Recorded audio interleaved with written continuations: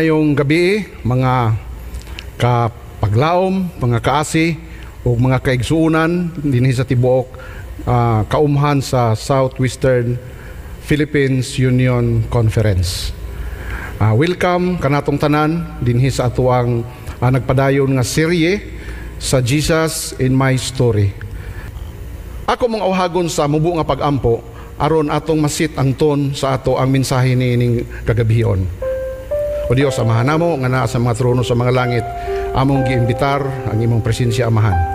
Hinauton ta nga ikaw magpanalangin sa imong mga pulong nga imong gisangon kanamo karon, o kini among masabtan o kini among makinabuhian. Pasayloa kami sa among masala kun din kami nagkulang sa unang-una sa pulong o sa buhat. Ang tanan among ipaabot sa ngalan ni Ginoong Hesus nga among manunubos. Amen. Jesus in My Story.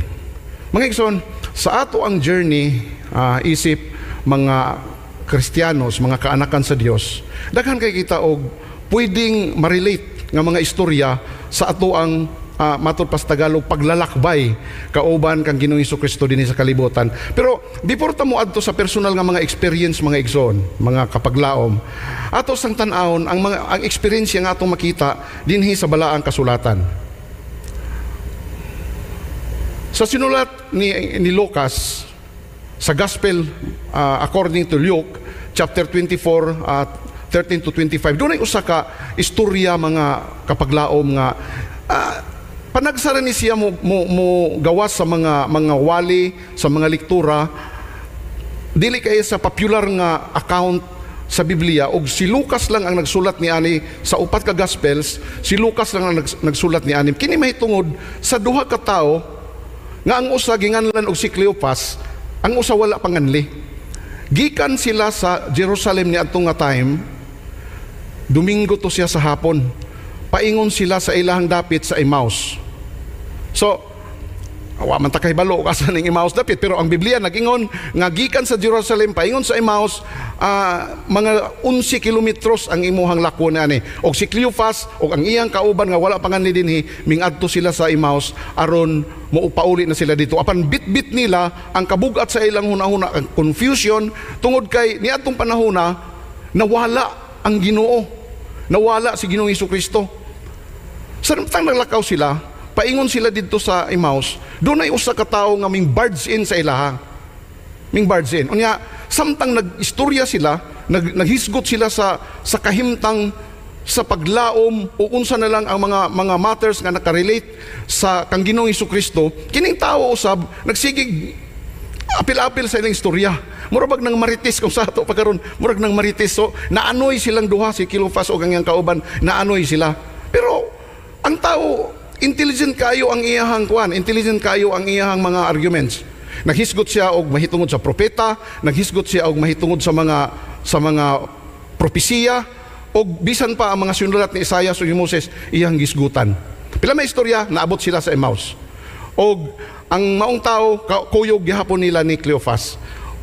Og ilang gi komplimentuhan nila ang maong tao og imbitar. Kay gabi naman pag-abot nila sa Emmaus, siguro sa balay ni Cleopas, ning ingon sila nga kanang mangaon sa tabrad.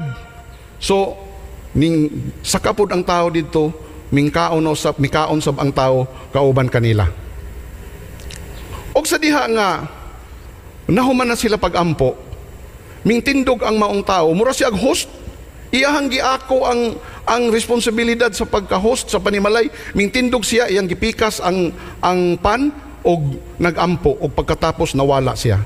So mga igsoon, mga kapaglao, mga kaasi, diha na kuyog ni Cleopas og sa iyang kauban si Ginoong Hesus.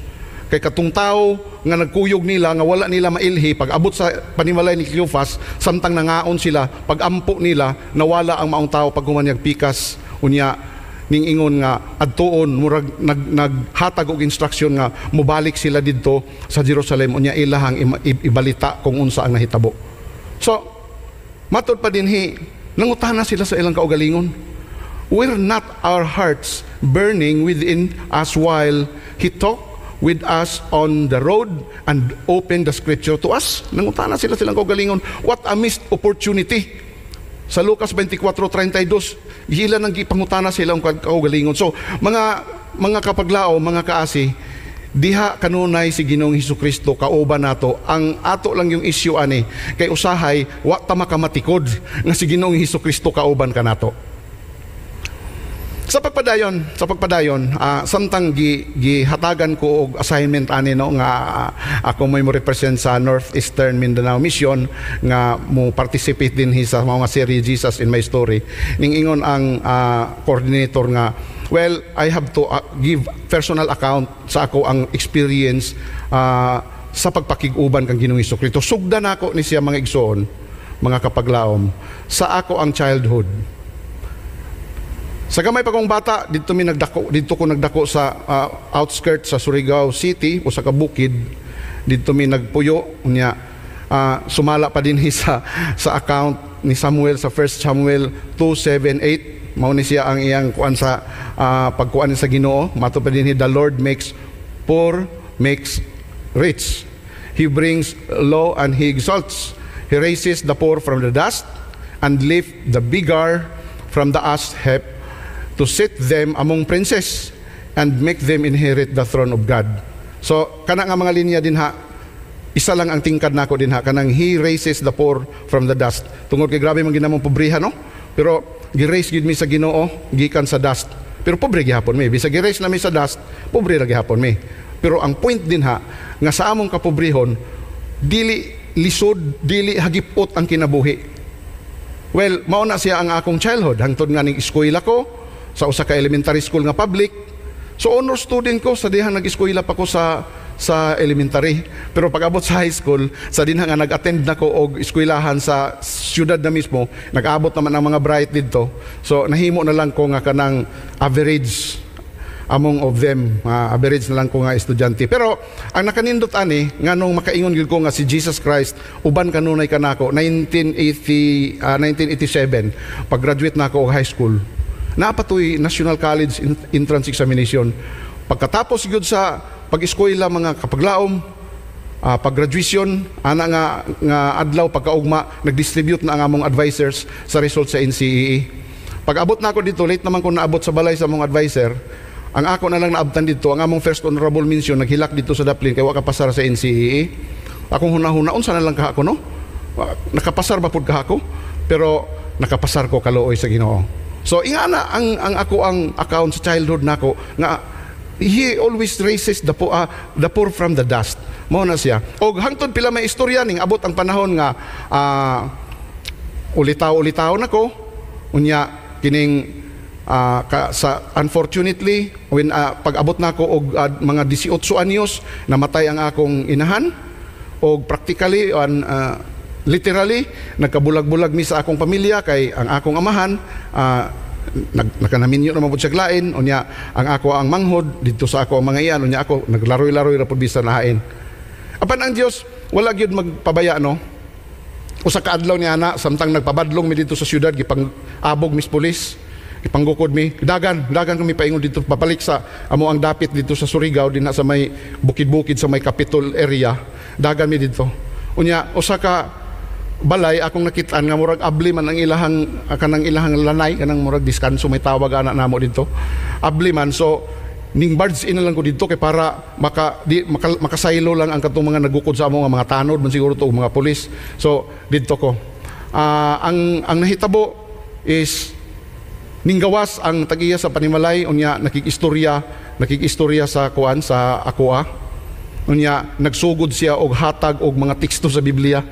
Adventista man di itong tagiya itong balay. Unya, hangtod nga iya akong giistoryahan about sa Daniel 2. Unya pagka-ugma, ning adto ko sa Provincial Library, open raman ang Provincial Library sa Surigao, akong gi-validate ang iya mga istorya about sa kuan sa kanang Daniel 2. Unya akong nakaplagan nga nindot kayo ang iyang account sa maong topic. Unya hangtod nga nagbalik-balik ko dito og pila may istorya, the rest is history na Adventista ko mga igsoon. So usa na ko kabayong-bayong adtong panahon na pag-graduate na ako og high school unya ang ako ang handom alayin usab sa handom sa ubang mga batan-ong Adventista niadtong mga panahon nga mahidangat sa ato ang eskwelahang iglesia, sa atong tulunghang iglesia.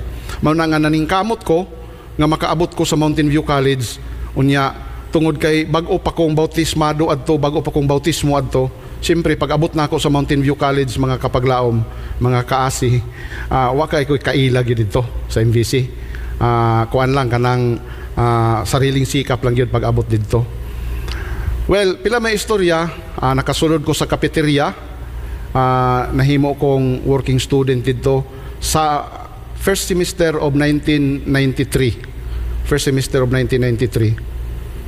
So, okay lang, maayo ang dagan sa pagpanrabaho, maayo ang panglawas, okay lang kayo. Pero doon ay usa katingkad nga experience nako sa cafeteria, mga kapaglao, mga kaasi nga di gid nako malimtan. Usa ka Biyernes sa hapon ana, samtang kami mo in-assign nga mag-cook.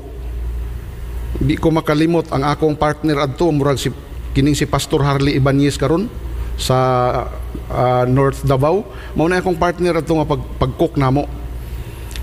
Doon ay mensahe nga ning abot sa ako, may notice nga gipatawag ko sa student sa DSF. Sa DSF, gipatawag ko sa DSF. Unya, ang notice nag-ingon nga ako kuno nagbaligya sa ako ang meal ticket. Uy, mortal offense na dito sa MVC, mga kapaglao, mga kaasi nga magbaligya ka sa imong meal ticket. Kay kami sa cafeteria, ang amo ang ticket ihatag lang sa amo, unya mga on rami dito kay mga worker man di na mapansuhan ang among ticket. Mao nga ang among ticket daghan kayo pa og bakante.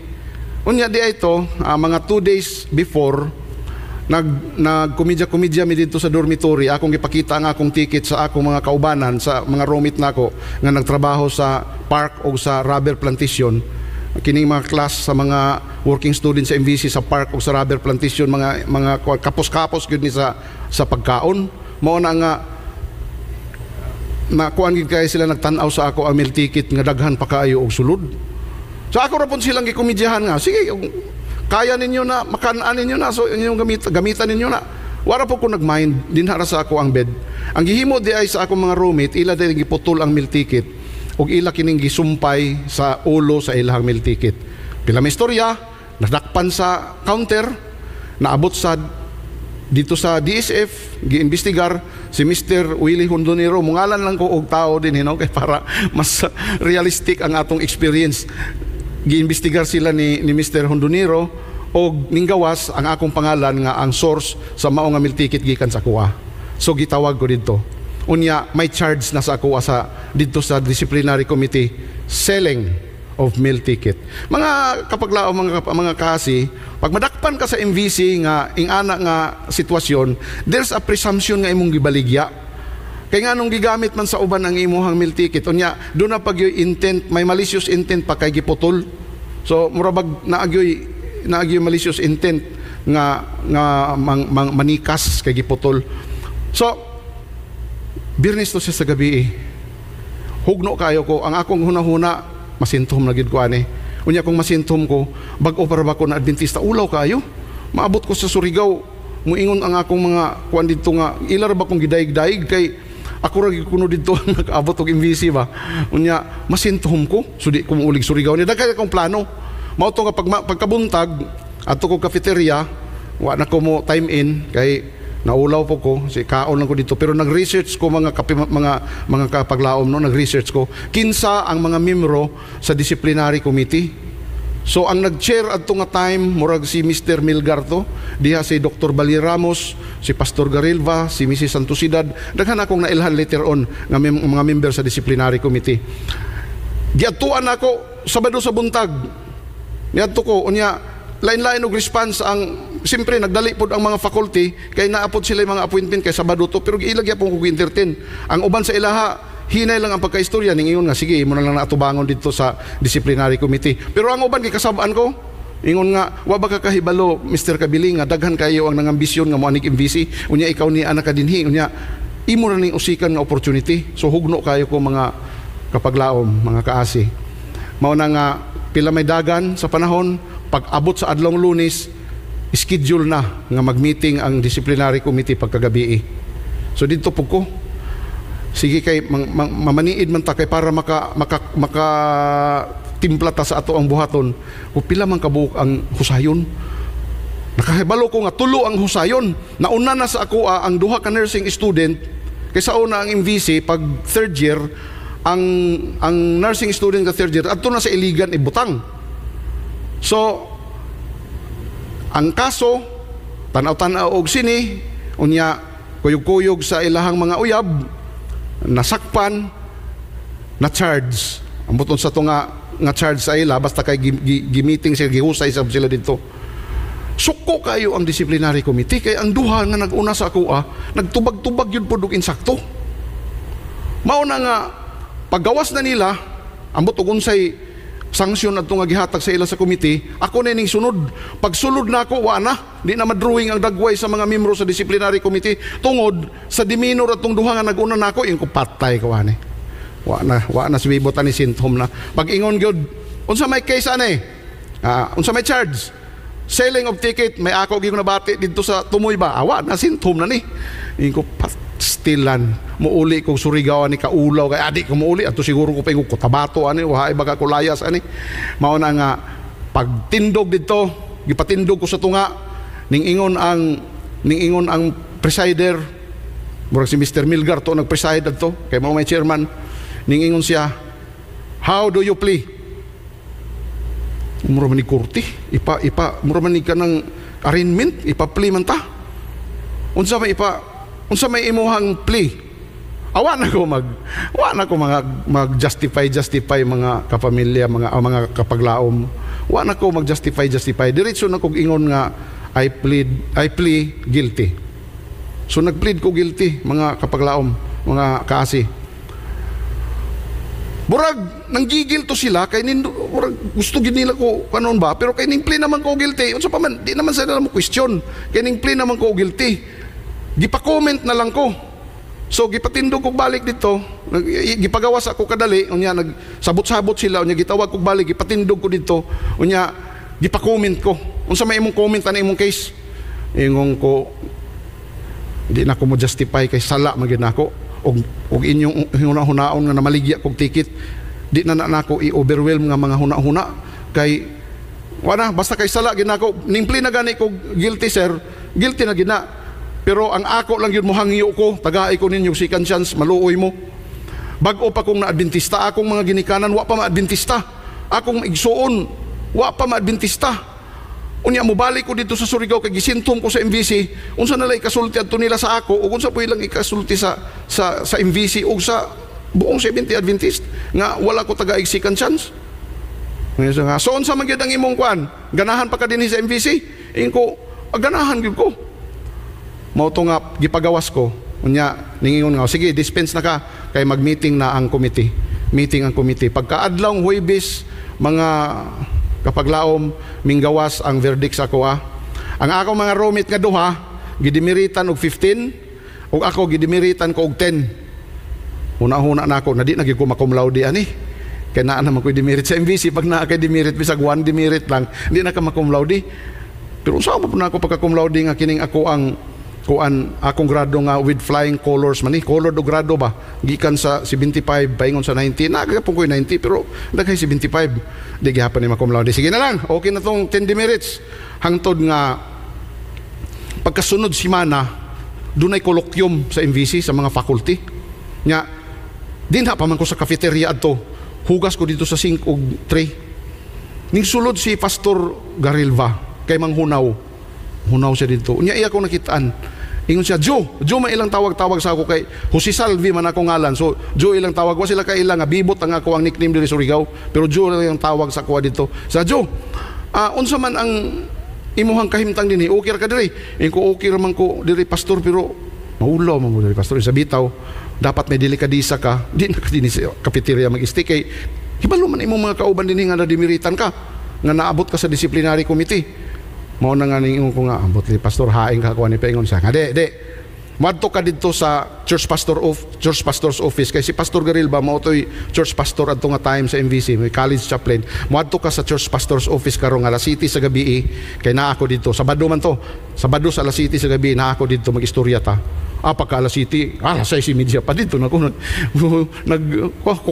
kursumano na ko dito sa opisina ni Pastor Garel. Pag-abot niya, ingon siya nga timing ni nga ang ako ang sekretary mo pahawa, so ikaw mupuli ka, kamao ka mag-computer. Unsa man tong tuiga 1991. Wa pa may computer adto oy. Ang MVC adto ang may computer dinha pa sa Office of the President, ang BO Business Office na mga computer, pero ang ubang mga offices typewriter. Ako typewriter gyud ako nagihan, pero si Pastor Garel ba na si computer kay daghan man kayo kuan ang alumni church adto nga time. So mao to nga ning sugot ko, gikuha ko niya nga secretary, and the rest is history. Ang akong ikasulti lang nga sa didto ko sa MVC, nag-expect ko nga mamit na ako si Jesus Christ didto in a way of pagsimba, in a way of pag-outing didto sa mga katutubo, in a way of school programs. Pero mga kapaglaom, mga kaasi, ang pinakatingkad nako nga meeting ni Jesus Christ didto, ang didto ko sa disciplinary committee, og sa dinha nga giduol ko ni Pastor Garilva o giupiran ko og trabaho sa church pastor's office. Ning graduate ko sa MVC, nahuman ako akong kurso dito nga ang kadtong tanang member sa disciplinary committee nga akong ikasugat-sugat from time to time, walay judgment nga gihatag sa ako Human nga na rule nga na ako'y 10 demerits, wala na. Ang tanan nagtabang na sa ako dito. Mao na nga dinhi sa teksto nga akong gibutang, John 16:33, nag-ingon dinhi, "These things have spoken to you, that in me you may have peace. In the world you will have tribulation, but be of good cheer. I have overcome the world." So si Ginoong Hesukristo naa siya sa kuan. Kung inyong balikan tong akong istorya ganina sa dalan paingon sa Emmaus, wala lang gid sila kamatikod nga kuyog na nila si Jesus Christ. Sa dito ko sa Mountain View College, wala lang ko kamatikod nga si Jesus Christ diha sa ang presence ni Jesus Christ diha kuyog sa kadtong mga kauban sa disciplinary committee nga ila kong gihatagan og sanksyon apan walay judgment. Mao lang yun na ang ako ang ikasulti nga si Jesus Christ nag-uban kanila og akong na-meet si Jesus Christ kuyog kanila. So that's my story dito sa MVC, no? Nga kauban ako si Jesus Christ dito. Lisod kayo nga mopauli ko pabalik sa Surigao nga masentom ko. Sa dinha nga nangayo ko og second chance ila kong gihatagan unya. Daghan pa kaayo ang mga assistants nga akong na-enjoy sa MVC hangtod nga ning graduate ko tungod sa mga Jesuses nga naa didto. So ato gyud ay ma-encounter si Jesus Christ dili lang sa usa ka pamaagi kundi daghan nga mga instances nga atong ma-encounter si Jesus Christ. Now, pag human ako sa MVC, minggawas ko didto, mingsulod nako sa panarabaho. Kay wala man may mahimo, pamilya namo pobre man. So ang best option is to find job. Di makanegosyo. So mao na ni siya karon ang real world work experience nako. So ako lang basahon ning reflection din hino. To reflect Christ in the workplace, we must uphold integrity, show compassion, and strive for excellence. Una na akong employment, kuyog ko sa SGV Auditors dito sa Pacific Nickel Corporation sa Nunok. Ang akong mga kuyog dito kay mga batanon pa, puros yun mga kalibutanon ba nga na. Pero kaluoy sa Ginoo si Jesus Christ, kuyog nako dito akong napakita ang integridad sa usa ka batanon nga Adventista nga dili gyud mo indulge kuyog kanila. Sunod na ako nga employment dinha nako sa bangko. Nagtrabaho ko og usa ka rural bank sa Surigao. Siyempre kining curious ta sa mga activity kay naaman ko sa corporate office sa usa ka rural bank sa Surigao.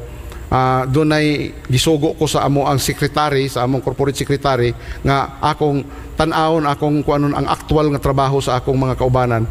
Akong na find out nga kining mga collectors day mga kuan po ni sila kanang mga unsa ni mga maparaan mga collector sa loan. Kanang ibutan to Lunes panat kini sila koleksyon kay kinaaman na sila kuta ko panat na sila koleksyon. Sobra-sobra sa ilahang kutaan ng Lunes ang ilahang koleksyon. Unya dili na nila i-remit. Ang ilang i-remit ang quota ra. Pagkamartis ana, dalhon nila ang ilang motor, kaya naman sila mga motor, mga kolektor. Dalhon nila ang ilang motor dito sa merkado, iparking nila dito para it appears nga naa sila sa merkado ng ulikta. Mangulis balay mga tulog kay hubog man anang gabi o mga tulog. So, ingana ang kinabuhi, no? Ingana ang kinabuhi. So, asa man, unsaon man nato din ha, nga mo reflect si Jesus Christ. Di man po nako pwede nga diretso po nako to silang sumbong kay mag-away may unya initan ko. So ang akong gihimo is ako lang yung gi-invoke ang kining integrity sa atong pagpanarabaho. Honesty, integrity, ako silang gistorya. Ang uban bati ang ilahang reaksyon pero dunay uban nga ming realign. Ming kuan sa ilahang actions og ilahang gihimo ang ngayang himuon. Hangtod nga nahawa ako sa bangko, nasulod ko sa gobyerno. Year 2000, nakakuha kong appointment sa Mines and Geosciences Bureau as computer operator. O karon sunod tuig 2025, mahimo na kong 25 years. Grabe nakapaspas sa panahon. Moabot na ko 25 years sa akong pagpanerbisyo sa Mines and Geosciences Bureau. So, doon na na'y mga nakalain nga rule nga akong na-experiensyahan sa opisina. Nahimo ko og computer operator, nahimo ko planning officer, og niadtong 2012, gidesignate ko nga Chief Administrative Officer sa Finance and Administrative Division ug hangtod karon mao'y akong trabaho. So, ang akong experience naa siya sa middle management na karon og dinhi ang akong kining gitawag nako nga real world work experience dinhi gid nako na realize sa pag-abot nako ani nga posisyon kay ngano man tungod kay sa sulod sa workplace. Kini ako ning girelate mga kapaglaom no mga kaasi tungod kay sa mga mamumulong dinhi nga serye siguro ako re dili negosyante dinhi ako re empleyado mo na nga ako ni siyang i-relate kay aron atong masabtan unsa ang kinabuhi sa mga empleyado ug daghan tag mga kaasi nga naa sa panerbisyo sa gobyerno ug sa mga private nga mga buhatan ug ako usa ko ni ani nga empleyado sa gobyerno. Mayon bitaw ko sa akong kaugalingon ngano puno nga wa man ko nang apply og mission pag graduate na ako sa MVC. Ang akong asawa, nag-graduate siya sa gawas dili sa MVC, dili sa atong kuan sa Catholic school siya nag-graduate. Pero teacher siya sa church school karon. Ako ning graduate ko sa MVC, pero na ako sa gobyerno nagtrabaho, mura nag-change the basket mi ba. No, pero lipay gihapon ko kay ang akong misis naman sa missionary work, maestra man siya sa church school. Unya ako na sa gobyerno. Pero usay mag-contemplate ko sa akong kagalingon mga og ning trabaho, ni apply ko og mission asa nagaw ko karon nga territory gibutang sa Ginoo no. Pero tungod kay ang Ginoo mismo gusto ko niyang ibutang sa Mines and Geosciences Bureau mao nga naa ako din ha karon. Wow, real work experience. Sa akong eksperyensya as naa sa middle management na ako'y tulo kaklase sa mga tao nga permanente nako ma-encounter sa sulod sa opisina. First, this man in the big chair. Ngano nga ako man nang gibutangan og Jesus in the big chair? Because this represents our boss. So, kung ikaw kuno ang boss, treat your leaders, ningingon din no? Kung sa ako, nga ako'y naa sa middle management, unya, naami mga regional directors nga magpuli-puli na sila kay ang tenure sa regional director tagdali na tag-upat ka tuig mobalhin na pud sila. So nag-ingon dinhi nga treat your leaders and authorities with respect and serve them as you would serve Christ. So nag-ingon din ha. Og sa Ephesians 6:5-7 nag-ingon, slaves, obey your earthly master with respect and fear and with sincerity of heart. Mga igsoon, mga kapaglaom, mga kaasi, 7 ka direktor na ang akong giagian sa mga opisina. Pero doon nagiusa ka direktor nga isog gayo. Kanang singkahan gyud, kanang giayo-ayo gyud ko kasaba. Giayo-ayo ko kasaba. Kay ngano? Pag abot niya gyud sa opisina, di niya makita kung unsa ang mga good practices nga among gi-practice sulod sa pipila na katuig. Ang iyang nakita ang mga lapses sa administrative division, ang mga lapses mo iyang nakita. Mao na nga murag magway adlaw adto nga dili ko kinasab-an adto nga direktor. Murag mahapit ako mga luod ba. Kay sige lang gid ko kasab-an. Unya, doon na mga kaubanan nako, ming attempt nagduol sa ko nga, but asa kay maayo og magdraft ta og complaint ato ning i-complain ning ato ning isumbong ni dito sa central office nitong direktor kay mura man og nabuli na taniya. Pero ako kanunay ko nag-observe ni ani nga ang ato ang mga leaders, ang ato ang mga boss sa opisina, gibutang na siya sa Ginoo as gift. Kaya ano man di ay, the greatest leaders are greatest learners. Mga learner po ni sila. Naabot na sila sa ilang posisyon tungod kay nag-excel sila sa natad nga ilahang alagaran. Nga nang kung ahain sila dapit nga kuan. Mao na nga matud pa ni John Maxwell, the greatest leaders are the greatest learners. Makaingon ko nga great leaders ni sila kay naabot man sila sa tag-as gyud nga posisyon sa opisina. Mao na nga ang akong attitude sa mga directors nako, lain-lain man gid pud sila og style no. Na ako'y usa ka direktor nga hinay ra kayo istorya pero grabe ka demanding sa result nga gusto niya makita. Well, as officer nga na sa middle management, ako lang gini siyang gitan-aw nga learning. Mao na nga kung kinsa dinhi kaninyo karon ang nakadungog ni ani nga mensahe nga naa sa sulusama na sitwasyon.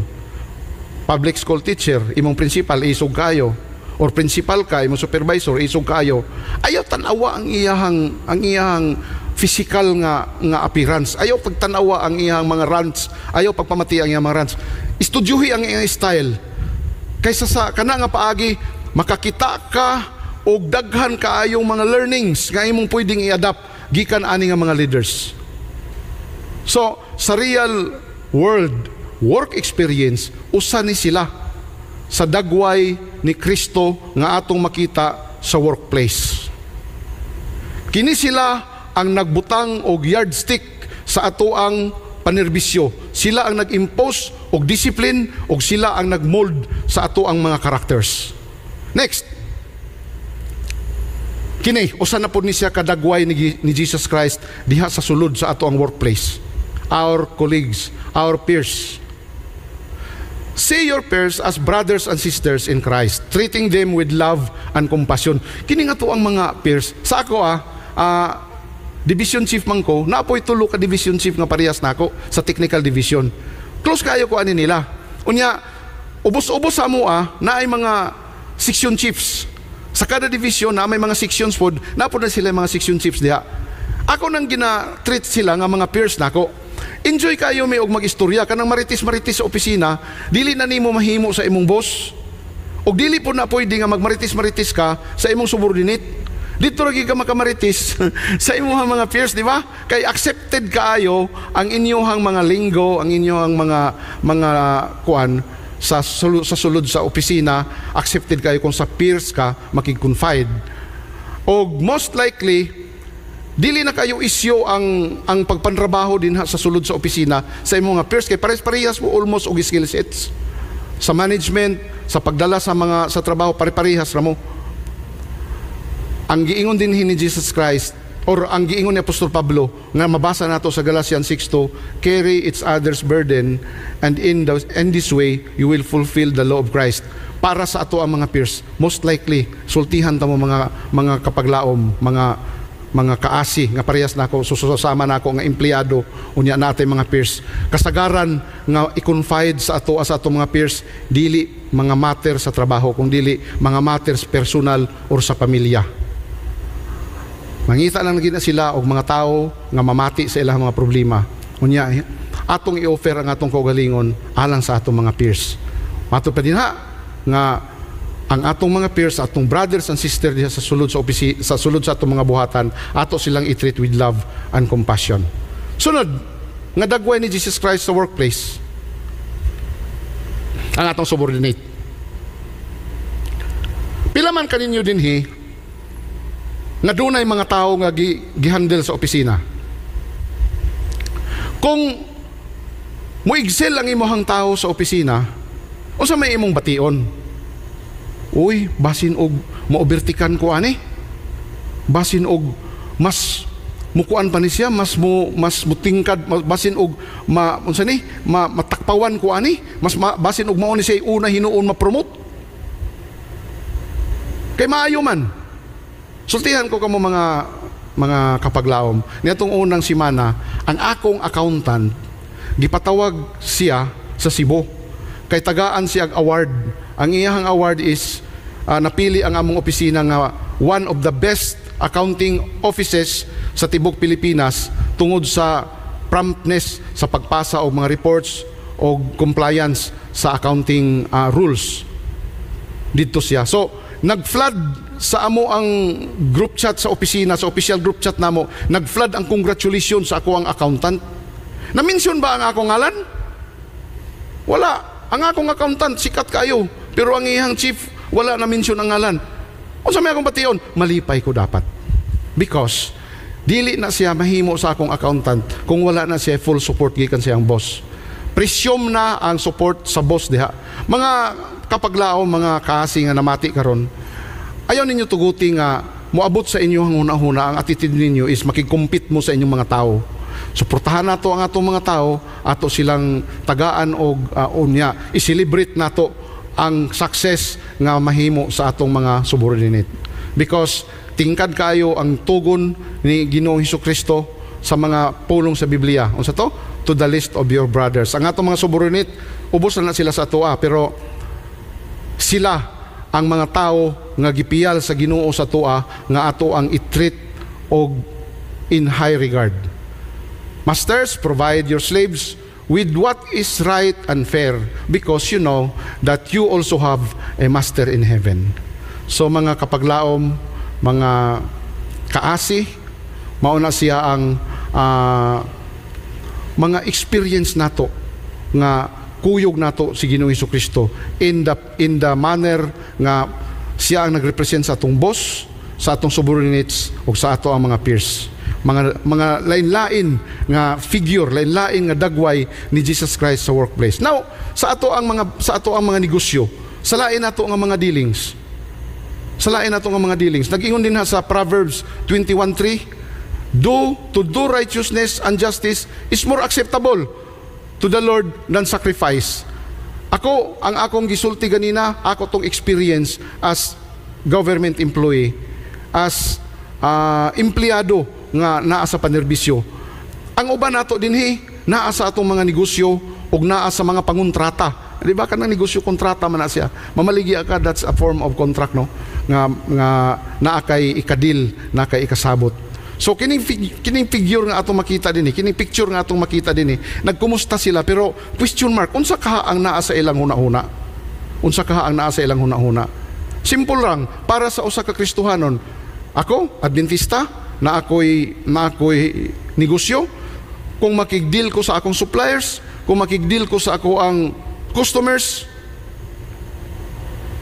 fairness lang yun ang gikinahanglan ni Ginoong Hesukristo nga atong i-uphold og justice. Well, doon ay mga panahon nga ma-fall short ang atong kakontrata sa iyong obligasyon sa atoa. Atong tagaan og lugway aron mahimong matuman ang purpose nato nganong gibutang tangin ni Ginoong Hesukristo diha sa larangan kung hain tadapit. So, last nga insight nga atong ibilin nining kagabhion. Dili kita makapili kung sa unsa nga pamaagi makigtagbo kanato si Ginoong Hesus.